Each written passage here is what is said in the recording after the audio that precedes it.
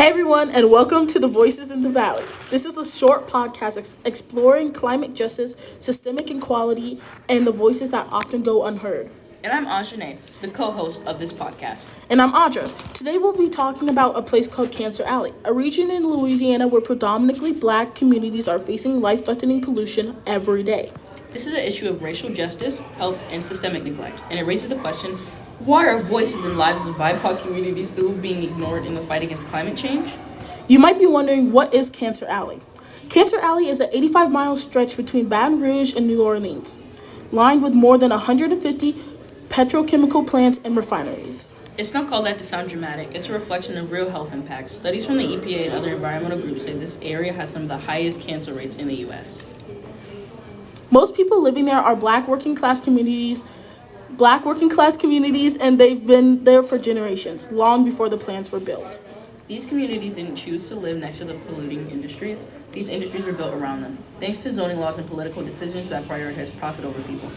Even without being there in person, we can hear powerful voices from residents who are speaking out. One of them is Sharon Levine, a local activist and founder of the group Rise, St. James. She's been leading protests and organizations to stop new plants from being built. In one interview, she said, and I quote, "We don't want any more plants. We've had enough. People are dying." Others describe entire families getting cancer, people getting nosebleeds, asthma, and headaches just from breathing the air. Their stories are evidence. These communities are often ignored by policymakers and environmental agencies, who seem to only act when wealthier, wider neighborhoods are affected. So let's go back to that question. Why is this happening?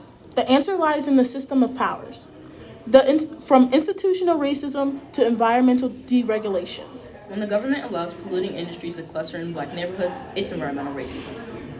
And when community voices are dismissed and residents don't have access to healthcare or legal support, that's systemic oppression. But at the same time, there's incredible resistance and resilience within this.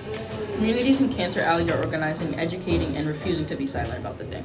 We believe environmental justice is racial justice. The climate movement must center the voices of BIPOC communities who are most affected and who have been resisting this injustice for decades. You don't need to live in Louisiana to take action. You can follow and support groups like Rise St. James, share their stories, and demand stronger environmental policies. And if you're a student, a voter, or just someone who cares, use your platform to learn, speak up, and help shift the narratives towards justice. Thanks for joining us today on Voices in the Valley. Until next time, take care and take action.